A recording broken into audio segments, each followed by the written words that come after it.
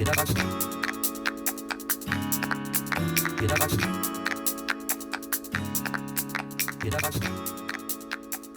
va céder le micro à une équipe de choc, en l'occurrence Fidéline de Clermont, je crois, Mathilde Fabre et Julie Benoît, respectivement de Savoir Passion de la SRA et de France Asso Santé pour la suite de la matinée.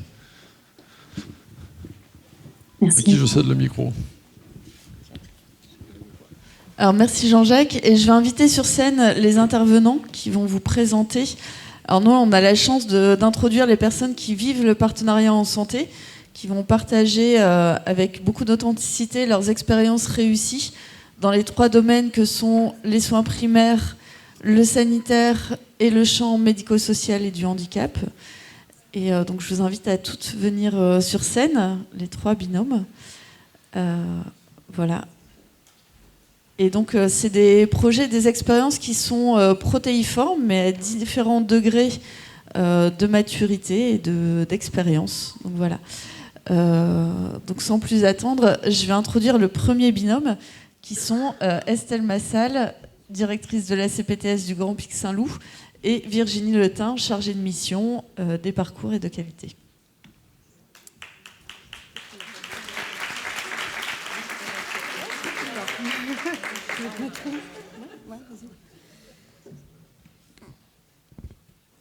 Eh bien, bonjour. Et bonjour. On a un diaporama ? Oui. Donc, en attendant, qui est-ce qui connaît les CPTS, les communautés professionnelles territoriales de santé, dans la salle ? Oh oui. 30% à peu près. Bon, c'est donc les communautés professionnelles territoriales de santé sont des associations qui réunissent des acteurs de santé sur un territoire donné, en premier lieu des professionnels de santé libéraux, mais qui après s'associent avec tous ceux qui font santé sur un territoire, et pour mener à bien des actions de santé publique dans le cadre d'un projet de santé qui est validé par l'ARS et la CPAM. Donc nous, aujourd'hui, on a été invités pour vous parler de comment on avait mis en œuvre le partenariat en santé. C'est un petit peu la pression après tous les éléments théoriques. J'étais en train de me dire, est-ce qu'on a bien tout mis en œuvre comme il fallait ? Bon, non.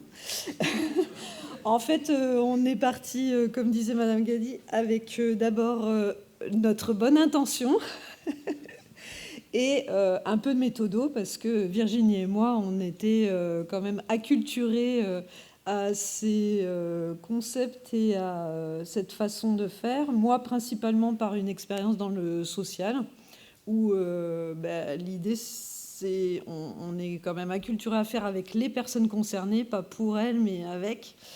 Et donc, c'est notre ligne de mire dans le projet de santé, c'est-à-dire à pouvoir, dans chaque action qu'on met en œuvre, avoir une vision qui réunit l'ensemble des expériences autour d'une même situation.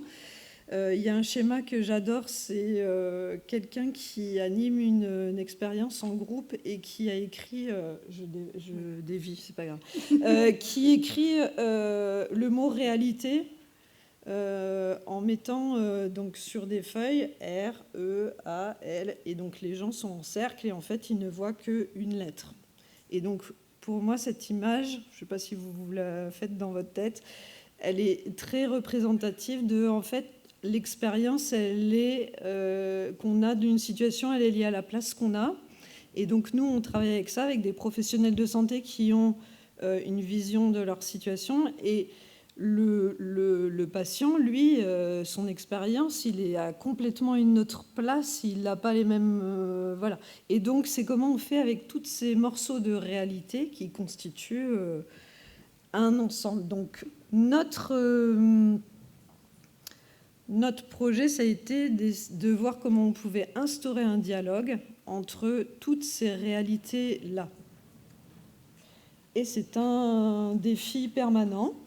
Donc, on l'a fait à plusieurs niveaux. Donc, on n'est pas dans notre projet de CPTS tout le temps dans le partenariat en santé. Il y a des moments où en fait on consulte.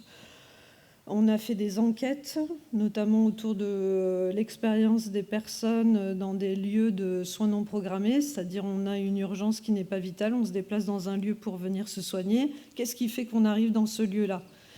Et c'est intéressant parce que l'expérience du patient, quand on la délivre à un professionnel de santé, il va se dire « mais pourquoi la personne va à cet endroit-là ?»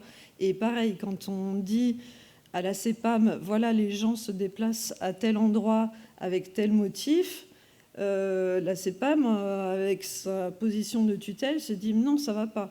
Et en fait, donc, chaque réalité est aussi engagée par rapport aux enjeux qu'on a, ou d'avoir une réponse à des soins, ou de financer ces soins, ou etc. Qu'est-ce que je voulais dire d'autre ? Donc, oui, on a pu consulter les personnes dans ces enquêtes-là. On a aussi une mission autour des parcours où là, on a impliqué des patients experts. Donc, on a tenté d'abord de recruter des personnes. Ça n'a pas été toujours très facile, en fait, de pouvoir avoir des contacts avec des personnes en local. Prête à s'investir avec c'est toi. Pardon. Et donc on a aussi, oui, j'essaye de décliner sous quels aspects on a travaillé ce partenariat en santé. On l'a aussi travaillé au niveau de la gouvernance. Donc la gouvernance de l'association, elle est composée de 5 collèges, et dans un de ces collèges, il est ouvert à l'adhésion des patients, des élus et des habitants du territoire, puisque les CPTS s'adressent à une population. Et donc là, les personnes peuvent adhérer et être inclus dans ce collège-là, qui a 3 voix consultatives dans le conseil d'administration. Donc ça, c'est différents niveaux où on a pu ou consulter, ou construire dans les parcours, ou inviter les gens à s'exprimer sur le fonctionnement et les projets qu'on a au sein de la CPTS. Bon, je pense qu'on en a beaucoup parlé depuis ce matin. En fait, un des freins qu'on rencontre en ville et sur le territoire, c'est en fait, le partenariat en santé, c'est de quoi on parle. Parce que c'est une question de sémantique. Il y a beaucoup d'intitulés, patient partenaire, patient ressources, patient traceur, patient formateur, patient coach. Et on le voit sur les professionnels libéraux en ville, les médecins généralistes, les IDEL, les infirmiers libéraux et tout ce qui se fait en fait en profession libérale. Le partenariat en santé, ça ne leur parle pas forcément. Donc c'est vraiment une question de comment on aborde le partenariat en santé en ville, en premier recours. C'est assez compliqué, mais on y arrive justement par rapport à certains leviers. Alors, difficulté, oui, de recruter des patients partenaires. Alors, effectivement, moi, Estelle fait partie de son expérience du social. Moi, je suis issue de l'Université des patients. Et pourtant, j'ai une très bonne connaissance des ressources existantes sur le territoire. Et moi-même, j'ai été confrontée à ou recruter, ou quand il y avait des annuaires disponibles d'associations de patients ou de patients experts partenaires, être confrontés aux bons patients pour le bon parcours, ça c'était aussi une chose, la disponibilité, effectivement, des patients. Et puis le troisième frein qu'on a rencontré, c'est qu'effectivement, dans les groupes de travail, au sein de la CPTS, il y a une valorisation de tous les acteurs de santé qui travaillent dans les groupes de travail, y compris les associations de patients ou les patients partenaires. Et quand il y a des patients partenaires qui n'ont pas de numéro de SIRET, et on a un gros problème pour qu'ils puissent facturer et en tout cas être rémunérés par leur travail qu'ils fournissent en co-construction avec les professionnels de santé. Et les leviers, en fait, dans les parcours sûrement, et qu'on voit, c'est en fait, il y a une grande différence entre les médecins, par exemple généralistes en ville, et les médecins spécialistes qui sont en établissement, qui ont déjà justement une acculturation et qui travaillent déjà avec des associations de patients, des représentants d'usagers et tout ce qui se fait dans l'écosystème. Et quand on réunit en fait tout le monde dans ces parcours, ces médecins spécialistes, c'est un vrai appui dans le groupe de travail, ce qui donne en fait dans les parcours une transversalité, une écoute, et du coup on prend en compte, et chaque professionnel de santé prend en compte la considération de tout le monde par rapport à sa profession ou sa posture. Et ça a vraiment donné quelque chose de transversal, d'horizontal, et du coup maintenant, dans certains groupes de travail, la question ne se pose plus. C'est-à-dire qu'il faut absolument qu'il y ait une association de patients ou un patient partenaire. Donc voilà. Hop, on va vite. Donc nos perspectives, c'est de pouvoir créer des expériences de rencontres concrètes entre des professionnels de santé et des personnes qui sont plutôt dans la situation de patients, et de créer ces expériences de rencontre en dehors de la relation dans le cabinet médical. Parce qu'on voit sur nos actions, donc là la photo c'est une action que Virginie a menée autour du dépistage, et sur ces actions concrètes, c'est des espaces aussi de partage, où il y a d'autres liens qui peuvent se créer entre les personnes. Voilà, et sur cette photo, effectivement, c'est un représentant d'usagers de France Rhin avec un néphrologue un samedi matin, donc, sur un Intermarché. Voilà. L'ingrédient secret de la réussite, c'est que on est quand même garant en fait, d'un cadre de confiance, de bienveillance, de non-jugement et de sécurité, où tout le monde peut justement se rencontrer, échanger, co-construire, co-réfléchir. Nous, en tout cas, sur les parcours de soins de premier recours, les bénéfices. Donc pour nous, les bénéfices, c'est d'avoir une vision plus exhaustive et pertinente des problématiques sur lesquelles on travaille. Le petit schéma à côté, c'est voilà, comment quand on mène un projet, on va se baser sur des données probantes. Donc c'est un schéma de promotion santé Île-de-France. Et ces données probantes, en fait, elles sont à la rencontre entre les données scientifiques, donc typiquement les recommandations HAS, le savoir d'expérience des personnes concernées et l'expérience des professionnels. Et les bénéfices, c'est que ça a considérablement amélioré, je dirais, la communication des équipes, des professionnels de santé libéraux, et surtout une meilleure écoute. Et ça, c'est... on prend le temps d'écouter les uns et les autres, et le respect de la place de chacun. Voilà. Alors, merci beaucoup à toutes les deux. Peut-être rester là si jamais... Est-ce qu'il y a une question dans le public pour nos intervenantes qui ont été... Voilà, merci.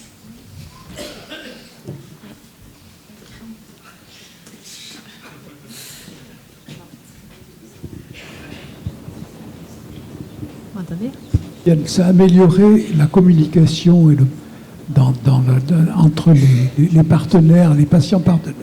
Les patients partenaires et l'ensemble des professionnels. La question, c'est est-ce que ça a amélioré la prise en soin des personnes qui vont consulter à la CPTS, et quel est le niveau d'amélioration globale de la prise en soin, quoi. Alors, les patients ne viennent pas consulter à la CPTS. C'est une communauté professionnelle, et on imagine sur un territoire des parcours pour faciliter la prise en charge des parcours de soins, des parcours de santé, des parcours de vie des personnes, avec les équipes de proximité. Il n'y a pas un lieu dédié à la consultation. Nous, sur la CPTS Montpellier-Nord, nous n'avons pas de local propre où les patients viennent consulter. Si, mais en fait, les CPTS ne sont pas des effecteurs de soins. Donc après, les résultats des travaux qu'on mène, ils sont dans la durée. et on n'a pas encore le retour d'impact de ce qu'on mène. Effectivement, merci pour cette question qui pose le besoin d'évaluation et de mesures d'impact qui sera plus tard. Bonjour, je voudrais savoir, est-ce que vous faites des actions, c'est moi qui parle, est-ce que vous faites des actions d'aller vers, et est-ce que de faire du partenariat en santé, ça vous a permis de toucher un peu plus de population, ou de faire adhérer un peu plus de population aux actions de prévention, de promotion de la santé, ou de récupérer des gens, de les refaire entrer dans des parcours, dans le système de santé, des gens qui étaient éloignés Alors, nous, en plus, sur la CPTS, on a un très, très, très grand territoire géographique. Donc, nous sommes obligés, en plus, d'aller faire du aller vers. Et effectivement, il y a des actions où on a récupéré. On a une infirmière de parcours qui est là hors soins, qui est en appui. Et effectivement, sur l'insuffisance cardiaque, parce que c'est assez récent, sur l'insuffisance cardiaque, on a récupéré, c'est pas le mot, c'est pas le terme, j'ai pas le bon mot, mais effectivement, on avait des personnes qui étaient peut-être en rupture de soins ou complètement perdues. Et suite à ces actions, elles ont pu aussi se saisir de l'infirmière de parcours, et l'infirmière de parcours a pu les rattacher dans un parcours et les accompagner. Merci. On a 2 demandes de prise de parole ici. Oui, merci. Merci pour votre présentation, Jean-Michel Bruel. Je voulais vous revenir peut-être sur la question précédente à propos de la difficulté à trouver, vous en avez parlé, à trouver des patients donc, que vous incorporez dans vos groupes de travail. Et pourtant, ces patients-là, en général, ils savent se faire connaître. Et il y a une catégorie de patients qui, elle, ne sait pas se faire connaître. C'est tous les patients qui sont non perçus parce qu'ils sont invisibles, parce qu'on ne les entend pas. Et ça, c'est le problème des inégalités sociales en santé. Et quand on regarde notre projet régional de santé précédent, il avait pour objectif de diminuer les inégalités sociales en santé. Il n'y est pas arrivé. Et c'est un des objectifs repris dans l'actuel projet régional de santé. Et est-ce que vous avez imaginé des démarches vis-à-vis de ces publics-là, c'est-à-dire les publics qui ne sont pas vus et ne sont pas entendus habituellement? Franchement, c'est pas facile comme question. Donc oui, on imagine, mais en fait, c'est extrêmement dur d'aller vers les publics qui sont invisibilisés parce que justement, ils ne sont vus par personne. Donc en fait, les lieux, par exemple, hier, j'étais au service territorial de la solidarité d'une commune qui dit, c'était une sage-femme qui accueille donc qui suit des femmes et des jeunes parents. Elle dit, moi, ce que je vois, c'est les gens, voilà, qui viennent me voir. Mais tous ceux qui sont perdus, complètement isolés, je ne les vois pas.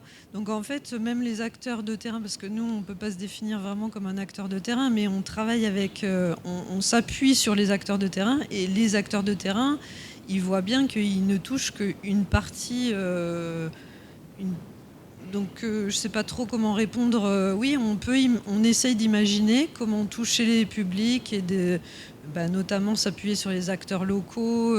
On a engagé un travail avec les communes aussi pour faire connaître les actions qu'on mène sur l'accès aux soins, mais peut-être on s'éloigne du partenariat en santé. Votre question m'avait fait penser à quelque chose. Oui, sur les patients qu'on va intégrer dans nos groupes. En fait, ce qu'on a essayé de vous présenter, c'est aussi la palette d'actions qu'on fait. Donc, pour les parcours, c'est des groupes de professionnels de santé pluripro avec des patients qui réfléchissent à ce qu'un patient va vivre en termes de parcours, par exemple, sur l'insuffisance cardiaque, à quel moment il a son diagnostic, comment ça se passe l'annonce, quand il est hospitalisé, etc. Et nous, on va mettre en place des actions pour améliorer la fluidité du parcours. Donc, dans ces groupes-là, on intègre plutôt des patients qui ont pu être formés, parce qu'en fait, ils vont être amenés à être un patient autour d'une table où il y a peut-être 5, 6, 8 professionnels de santé. Il faut que la personne elle soit relativement à l'aise à se retrouver dans ce contexte-là. Donc voilà, c'est pour dire qu'en fait, on n'a pas les mêmes formes d'implication selon les lieux et selon les projets. Je rajouterais que selon les missions, ce sont différents profils qui sont représentés. Ça peut être des usagers, la population, comme dans certaines missions, ça peut être des associations de patients, des représentants d'usagers, ce que j'ai par exemple dans des parcours. Ça peut être des patients partenaires, des patients experts. Pareil, comme on expliquait tout à l'heure, dans la gouvernance, ça peut être une personne de la population, des usagers, ça peut être des représentants, ça peut être des élus. Il y a différentes strates, si je puis m'exprimer comme ça, différents niveaux d'implication des associations de patients ou des patients partenaires ou des usagers. Et en plus, on est même là en train de dire association de patients, patients partenaires, usagers, pour essayer de couvrir un large éventail. Moi, si je reviens sur votre question de recrutement, je parlais du recrutement dans les parcours de soins qu'on a maladie rénale chronique, insuffisance cardiaque, diabète, et diabète, pour autant diabète de type 2, et personnes âgées, santé orale. Là, j'ai vraiment, effectivement, même si je connais les ressources du territoire et que je vais chercher, on a beaucoup de difficultés à trouver les ressources, les associations de patients ou la personne, puisque c'est aussi une question de personne, voilà, avec sa propre disponibilité et sa propre temporalité aussi à pouvoir s'investir, voilà, dans quelque chose de concret, parce que c'est de la co-construction. Voilà, c'est pas juste un avis consultatif, en tout cas dans les parcours, c'est vraiment de co-construire ensemble avec, puisqu'on a des liens ville, hôpital, établissement, puisque je vois Madame Ster qui est aussi présent, et donc on travaille aussi de temps en temps avec le pôle Aurore Méditerranée, on travaille aussi avec les établissements, donc c'est de pouvoir réunir aussi autour de la table les établissements, les professionnels de ville, pour tout ce qui est une continuité des soins dans les parcours. Voilà, si je peux répondre comme ça. Bien. Merci de ce premier retour d'expérience fort éclairant. Pour les questions suivantes, malheureusement, on va devoir passer au deuxième retour d'expérience. Je vous encourage à poser vos questions pendant le temps de pause. On a une pause méridienne d'1h30 d'échanger entre vous. Je suis vraiment désolée, on est très contraint au niveau du temps. Donc je vais présenter le deuxième retour d'expérience dans le champ du sanitaire. Madame Delphine Vissac, qui est parent partenaire et co-coordinatrice du projet Au cœur des soins. Delphine Vissac est également présidente de l'association Tremplin Séquence de Pierre Robin. Et je vous présente également Sabrina Burchette, responsable qualité et attachée de direction à la Polyclinique Saint-Roch à Montpellier. Alors, mesdames, vous allez présenter toutes deux le partenariat patient-parent-soignant dans le parcours de soins des enfants porteurs de fente faciale. À vous la parole. Merci.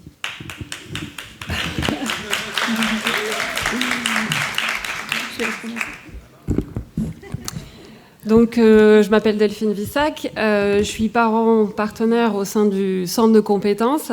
Mon travail, c'est essentiellement d'apporter la perspective des parents, le vécu de l'expérience que font les parents qui accompagnent un enfant qui a un défi de santé. Et puis d'apporter finalement un éclairage sur l'accompagnement, sur la manière dont les accompagnements peuvent être conduits, et de partager nos points de vue. Et ça m'arrive aussi de faire de la paire-aidance quand il y a un besoin qui est exprimé. Et donc Sabrina Burchette, donc attachée de direction responsable qualité, et moi j'interviens sur un rôle de coordination entre le centre de compétences et la Polyclinique Saint-Roch. Donc l'objectif on s'était fixé en tout cas on peut parler de 3 objectifs autour du partenariat. Le premier, c'était vraiment de promouvoir une relation de soins qui soit partenariale.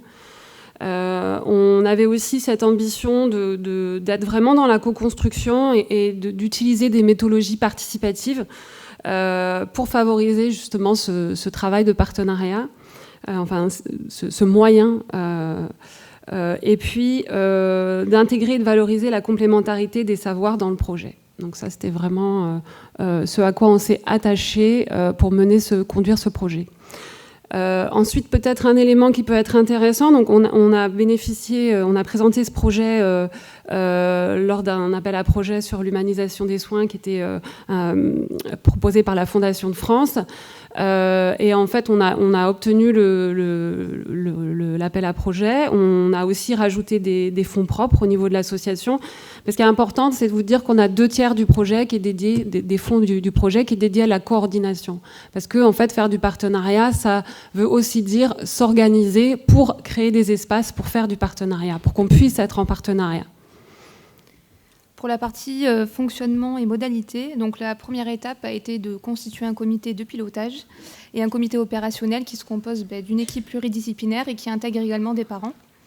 Et puis ensuite, on ne va pas avoir le temps de rentrer dans les différentes phases de construction de notre démarche, mais elle se compose globalement de 2-3 phases. On a eu la première phase qui a été le recueil de l'expérience des parents, une phase également d'approfondissement des besoins et ensuite une phase de co-construction. Je pense que ce qui est important de retenir dans notre méthodologie, c'est vraiment l'inclusion de parents à chaque étape de construction de notre projet.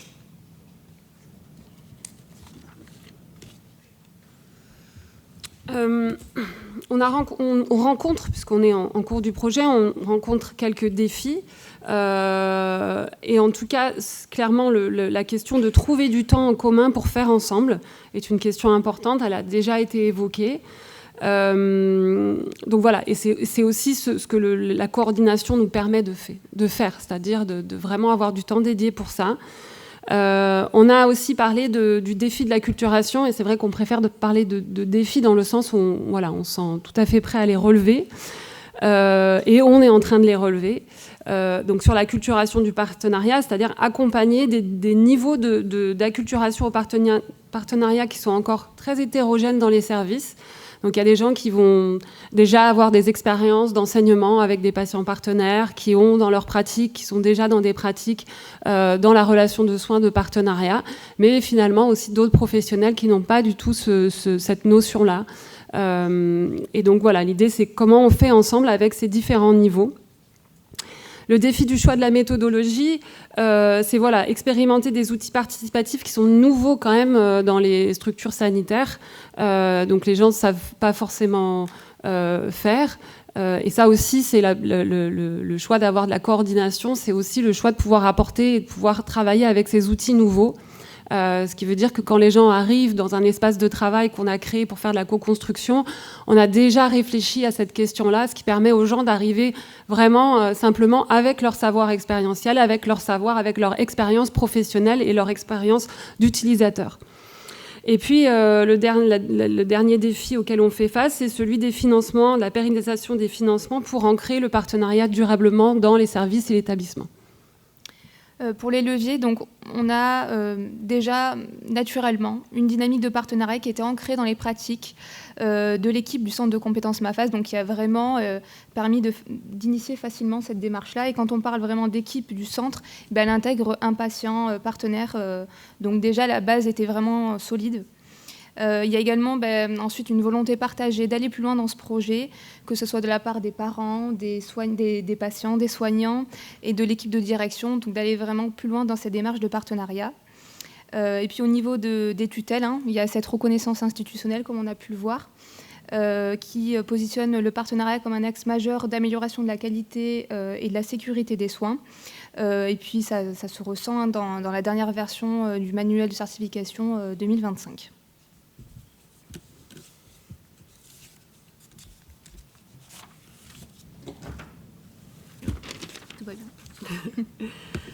En ce qui concerne les perspectives, dans les prochains mois, alors la question de l'évaluation, en fait, on l'a réfléchi assez tôt. On savait qu'il fallait vraiment qu'on réfléchisse à l'évaluation pour pas que ça arrive quand même à la fin du projet et qu'on n'ait pas en tout cas organiser les éléments qui vont nous permettre d'étayer et de penser l'évaluation au fur et à mesure.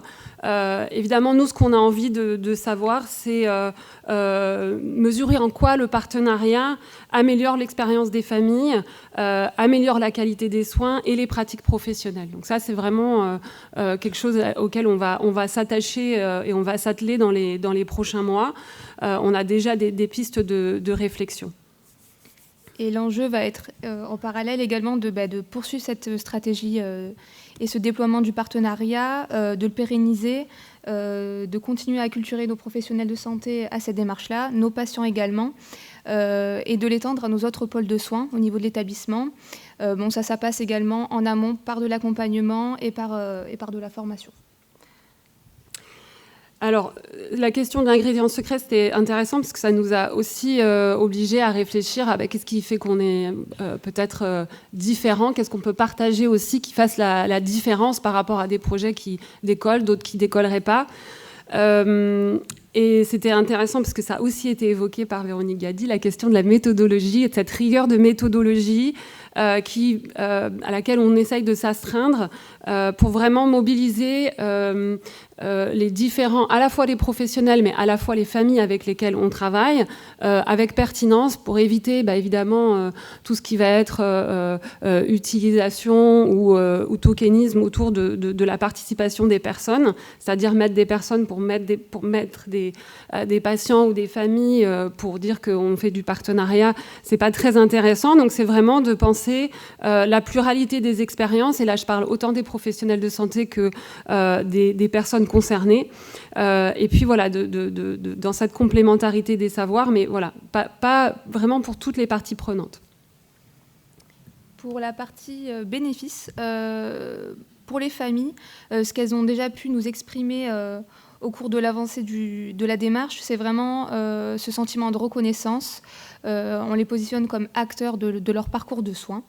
On les valorise. Et il y a également en parallèle un travail sur le sentiment d'isolement, une réduction de ce sentiment-là, puisque ça va favoriser le partage, que ce soit avec les autres soignants, avec les parents. Et donc voilà, il y a cet aspect-là aussi qui est important à souligner.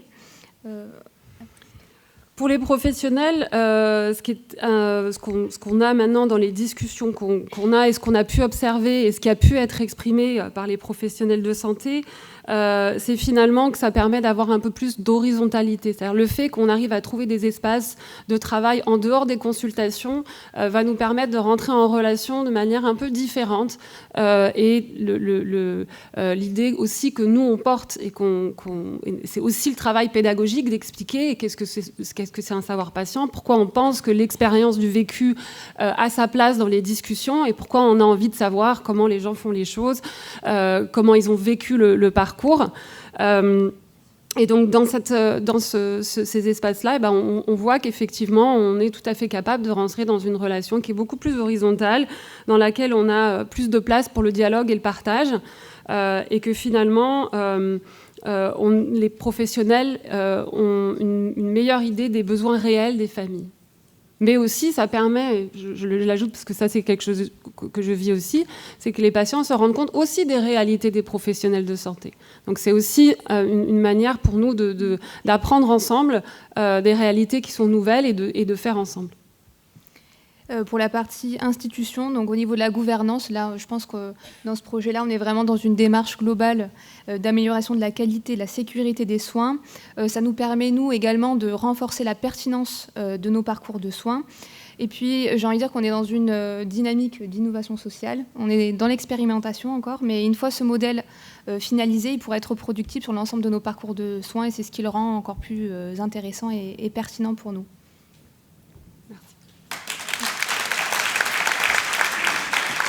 Merci beaucoup. Merci pour votre présentation extrêmement éclairante. On peut prendre une ou deux questions. Alors.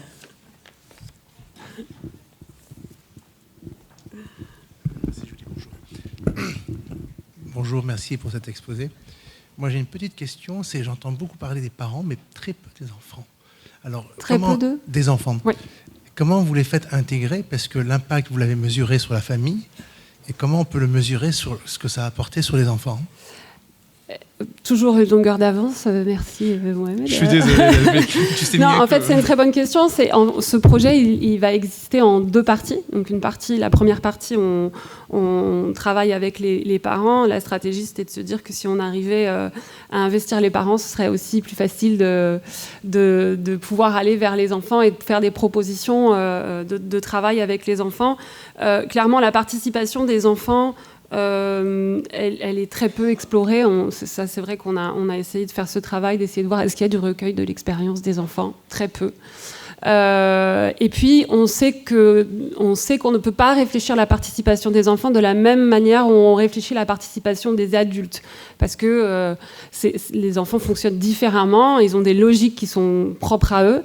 Et donc, il va falloir à un moment donné aller à leur rencontre de comment ils veulent participer. Donc ça, c'est vraiment on se dit qu'on va s'essayer sur ce premier projet de partenariat et aussi d'acculturer les équipes pour après aller vers un projet qu'on va savoir aussi très dans l'innovation, parce qu'on sait qu'il y a encore moins d'expérience que chez les adultes, pour pouvoir vraiment s'attacher à être à leur écoute, à l'écoute de leurs besoins et surtout co-construire des réponses qu'on peut encore moins imaginer que celles qu'on avait déjà un petit peu en tête ou qu'on est en train de travailler ensemble et qui fait sens parce que c'est des adultes qui parlent à des adultes qui parlent à des enfants. Déjà, on va être encore dans un autre pas de côté à faire.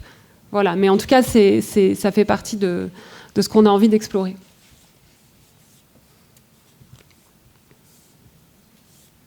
Ma question s'adresse un petit peu aux 2 équipes et peut-être à la 3e.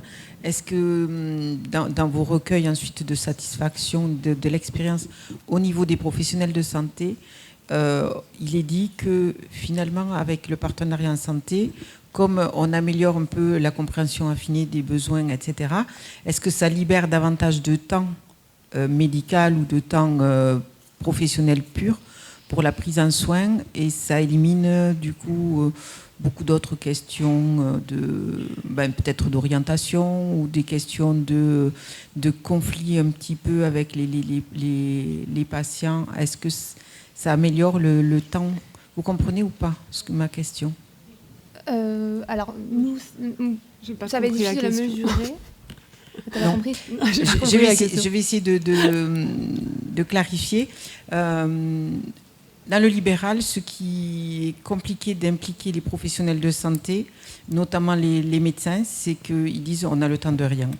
On n'a pas le temps et on n'a pas le temps de s'investir dans ce genre de choses, co-construire, etc., etc.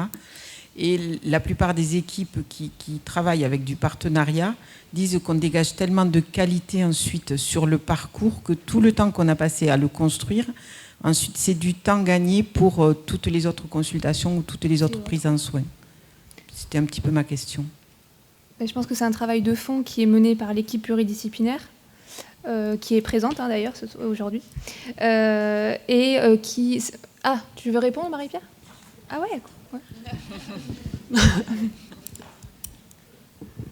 Je suis Marie-Pierre Bocquet, orthophoniste au centre de compétences et voilà, on a co-construit, c'est pour ça que je me permets de répondre de la place des soignants.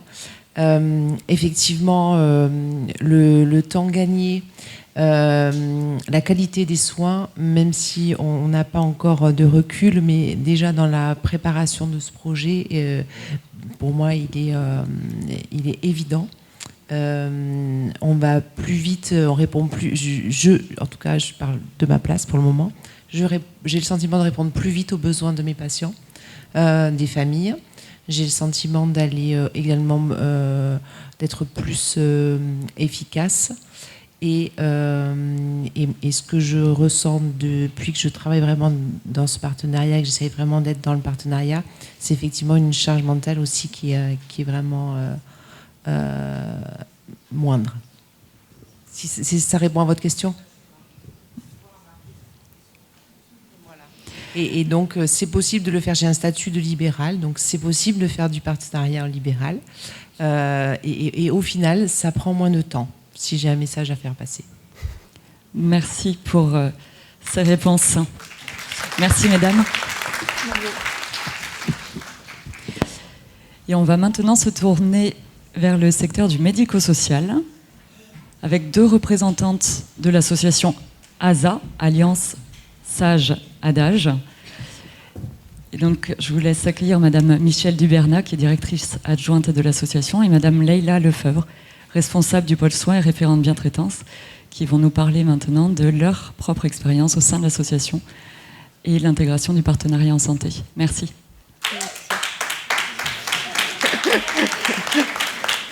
Ça vous donne l'impression. Oui. Bonjour, donc je suis Michèle Dubernat, la directrice adjointe de l'association ASA. Donc je vais vite fait vous présenter l'association ASA. Donc c'est une association d'aide et de soins à domicile qui a pour objectif de mettre à disposition des services pour le maintien à domicile des personnes fragilisées par l'âge, le handicap ou la maladie. Nous avons donc de l'aide, du soin et on a des spécificités sur les maladies neurodégénératives avec des équipes spécialisées Alzheimer et des équipes spécialisées maladies neurodégénératives. Nous avons un pôle d'accompagnement des aidants et nous avons également un pôle dédié à la prévention de la perte d'autonomie avec des actions collectives et individuelles. Voilà, on est sur Toulouse et la large périphérie. Alors, pourquoi nous sommes rentrés dans cette démarche de partenariat en santé? En fait, ça remonte à l'époque avant le Covid, où on a été confronté à une situation de blocage liée à une relation conflictuelle entre une équipe entière de soignants sur un service de soins infirmiers et une aidante. Donc, ceci a amené un climat délétère dans la relation de soins avec le patient. Une souffrance importante de l'ensemble de l'équipe soignante avec énormément d'accidents de travail. Je crois qu'on en a eu 10 sur une équipe de 10 à peu près, il me semble. Et une insatisfaction et une majoration de l'épuisement de l'aidant. Donc cette situation nous a beaucoup marqué. On avait entendu parler du partenariat en santé par Patrick Lartiguet, que l'on connaissait un petit peu à l'époque, et on s'est dit que peut-être que rentrer dans cette démarche de partenariat en santé pouvait être une solution pour donner un nouveau souffle dans l'accompagnement des personnes. Sachant qu'on était déjà dans une dynamique de qualité, de projet individualisé de la personne, mais on pensait qu'il fallait aller un step supérieur. Du coup, l'objectif était d'améliorer la relation entre les professionnels, la personne accompagnée et l'aidant, et de changer notre vision de l'accompagnement des personnes. Terme budget, on n'a pas trop de temps, juste j'avais répondu à un appel à projet, on a été accompagné par Savoir Patient au moment du Covid avec des focus group, mais on a dû reporter à cause du Covid. Après, il a été très compliqué de relancer la dynamique après le Covid. Et fin 2023, on a été accompagné par le COPS donc pour vraiment se mettre dans cette démarche. Donc, on est en cours de développement de la démarche du partenariat en santé. Ça fait longtemps qu'on en parle, mais comme quoi, c'est quand même une démarche très, très longue. Donc, on a créé un comité de pilotage au sein de ASA et on a voulu intégrer l'ensemble des métiers de l'association, c'est-à-dire que l'on a dans le COPIT des ergothérapeutes, psychomotriciennes, psychologues, infirmières, aides-soignants, aides à domicile, mais aussi du personnel administratif, cadre et non cadre. Donc on est parti, on a fait notre propre définition du partenariat en santé au sein de ASA. On a bien travaillé accompagné par le COPS. On a déployé cette définition au sein de notre journal interne. Sauf qu'à un moment donné, on s'est rendu compte qu'il n'y a que nous qui étions acculturés et qu'on est 400 salariés avec plusieurs services sur plusieurs villes et qu'on s'est rendu compte qu'en fait l'acculturation n'était pas descendue sur le terrain et on s'est rendu compte également que nous n'avions pas intégré de patients dans cette démarche de partenariat en santé. Donc on a un peu rétropédalé et on a commencé à intégrer donc sur l'année 2025 des aidants, un aidant et une personne accompagnée. Et on a commencé à travailler sur des groupes de travail, sur 3 thématiques que l'on avait en amont réfléchies, qui étaient la charte de bientraitance, la communication, comment on allait déployer cette démarche de partenariat en santé au sein de l'association, et l'intégrer dans les formations internes.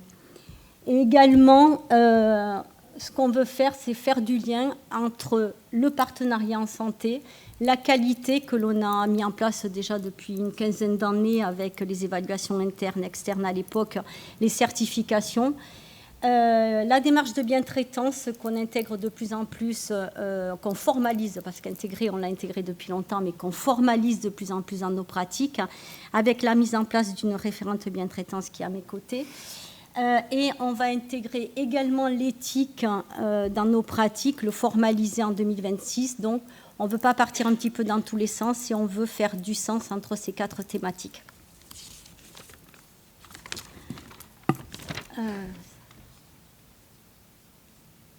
Donc, même si on est très, très motivé par la démarche, il y a quand même des freins. Donc, comme l'a dit Michel, on a eu un problème de communication. Donc, on s'est rendu compte que notre communication, elle était vraiment insuffisante pour aboutir à une acculturation efficace.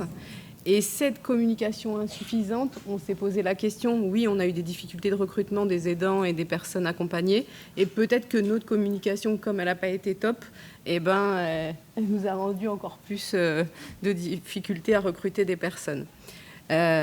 Au niveau et aussi par rapport à ce manque de communication, en tout cas, il y a eu une résistance en fait au niveau du changement de pratique, parce que rentrer dans cette démarche, c'est révolutionner toutes nos idées sur comment apporter le soin à la personne. On est au-delà de ça. On est voilà, on est partenaire et tout le monde n'est pas prêt en fait à bouger les lignes. Donc il y a du travail, mais c'est que du positif. Et dans les freins aussi, on a les personnes qu'on accompagne. Il y a une fatigabilité qu'il faut prendre en compte. Donc, on proposait en fait les groupes de travail ou nos réunions de copil en présentiel ou en distanciel. Et malgré tout, il y a de la fatigue qu'il faut prendre en compte. Et on a aussi rencontré parfois des problèmes techniques lors des visios. Et même s'il y a une personne tout à l'heure dans la salle qui a dit que dans tous les cas, tout ce qu'on fait, même si ça prend du temps, on sait que ça va être du bénéfice au final, mais on est obligé de le prendre en compte parce que voilà, ça demande du temps. Et vu qu'on veut justement multiplier les personnes en fait dans cette démarche, eh ben, il faut le temps de chacun. Mais on a envie de le prendre et on le prend. Et on a des leviers malgré tout, donc on a la chance d'être accompagné, d'avoir un accompagnement du COPS. Il y a une réelle volonté en fait de la direction et des personnes qui composent le COPIL de vouloir changer, de remettre en question en tout cas nos pratiques. Et il y a une référente bientraitance en place et je pense que c'est un vrai levier en fait d'être dans cette démarche-là. Alors, quelles sont nos perspectives? Bien entendu, dans un premier temps, c'est de s'assurer de la bonne acculturation de la démarche pour l'ensemble des professionnels, donc multi-sites, multi-activités. C'est pas si simple, mais on va y arriver. C'est intégrer plusieurs personnes accompagnées et plusieurs aidants dans nos différents comités de pilotage, parce qu'il n'y a pas que le comité de pilotage en lien avec le partenariat en santé, nous en avons d'autres sur la structure. Et bien entendu, intégrer la démarche de partenariat en santé dans nos pratiques professionnelles. En fait, on le voit sous 2 prismes, dans un axe individuel avec l'intégration du partenariat en santé dans la relation et dans le soin, et d'un point de vue collectif en intégrant, donc, comme je l'ai dit, les patients, les personnes accompagnées, les aidants dans nos différents comités de pilotage. Alors, qu'est-ce qui fera la réussite de notre projet, au-delà de la motivation, la volonté, l'aide du COPS aussi, voilà, on en discute aussi avec Patrick. On pense que c'est la genèse, en fait, le pourquoi on a voulu rentrer dans cette démarche. C'est une histoire connue des professionnels. On vit des histoires compliquées, mais je pense que ça, c'est important, ça parle aux gens. Et c'est aussi la pluriprofessionnalité que l'on a dans le COPIL, avec une ouverture d'esprit et des visions un petit peu différentes et qui vont amener plein d'idées. Donc aujourd'hui, c'est vrai qu'on est je suis qu'avec Michel et on n'a pas eu la chance d'être accompagné en fait d'une personne qu'on accompagne et d'un aidant. Encore une fois, pour la personne qu'on accompagne, c'est vraiment lié à son handicap et à sa fatigue, et l'aidant vit des moments difficiles avec son proche. Mais pour autant, on avait envie de vous faire partager en fait leurs mots.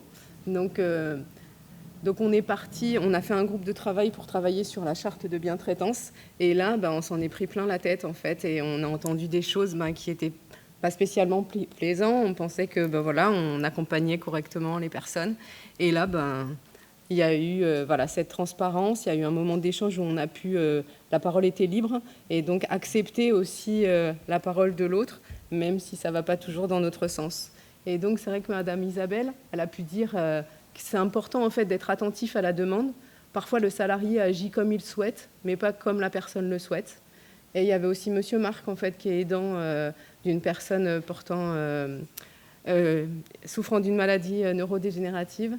Et lui, il a dit que c'était important d'être à l'écoute. Si le professionnel manque de connaissances sur le patient, les soignants peuvent accepter le conseil d'un tiers. Il existe une réelle compréhension de la part de l'aidant ou de la personne accompagnée lorsque le soin doit être adapté. Nous, on est en service de soins à domicile. Parfois, on est en tournée plan B parce qu'il manque des soignants. Et c'est vrai, ce qu'il veut dire, c'est que, oui, parfois, le soin il doit être adapté. Il y a un matin où ça ne va pas se faire comme d'habitude. Et ils sont là, en fait, pour nous aider, en fait, dans la prise en soin. Et ça, il faut l'entendre. Donc, les bénéfices, en fait, de cette démarche, c'est vraiment améliorer. Il y a une amélioration, en fait, des relations. Il y a une optimisation de la confiance des personnes. Il y a une meilleure prise en compte en fait des souhaits, comme dit Madame Isabelle, quand elle dit être attentif à la demande, c'était pas rien. Elle est beaucoup plus en mesure de nous dire ce dont elle a besoin. Et donc un sentiment d'écoute pour la personne et une valorisation des professionnels, puisque avoir la satisfaction de la personne qu'on accompagne, c'est une satisfaction de son propre travail. Donc voilà, je pense qu'il faut y aller dans cette démarche et on y est tous les jours. Merci mesdames pour ces présentations. Je laisse quelques minutes pour 1, 2, 3 questions concises.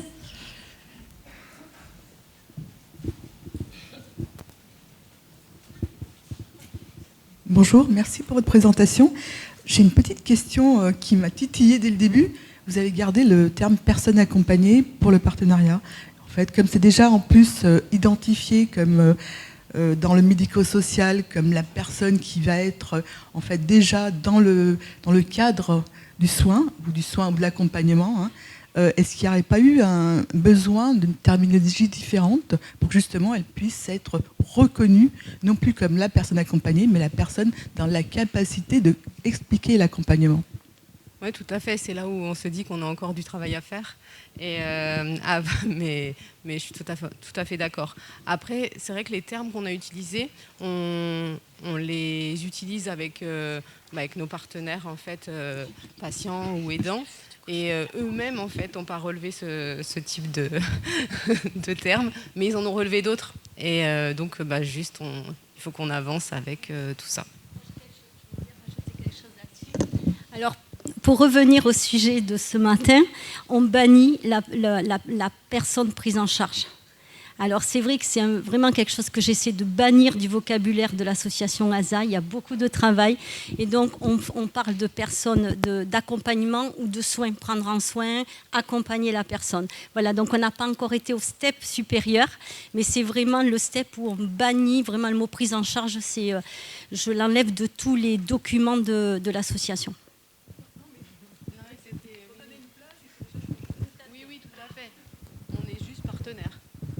Ouais, on est d'accord.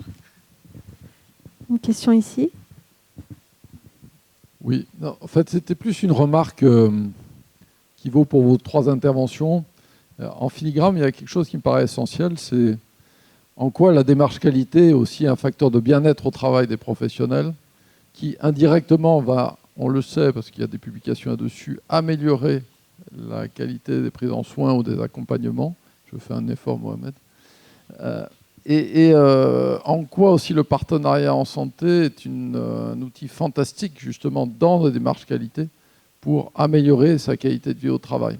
on ne se saisit pas assez, de mon point de vue, quand on est en institution médico-sociale, dans une organisation professionnelle, de ce levier absolument fantastique, dans une période où on voit, on le constate tous, que les professionnels, il y a une perte de sens au travail quand même, en tous les cas, c'est ce qu'on nous rapporte au quotidien.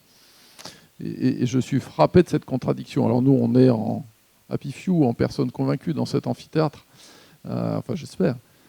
Mais c'est important qu'on se réunisse, mais aussi qu'on continue à ce côté militantisme autour de la démarche qualité pour convaincre les managers, quels qu'ils soient médecins, administratifs, autres, peu importe. Comme quoi, aujourd'hui, ça ne répondra pas à tout. Hein. Et encore une fois, s'il n'y a pas de professionnels, s'il n'y a pas de sous, on ne va pas faire de miracle. Mais malgré tout, c'est un levier essentiel, quelle que soit l'organisation dans laquelle on travaille. Il ne me reste plus qu'à vous remercier, mesdames, pour clôturer cette matinée. Et la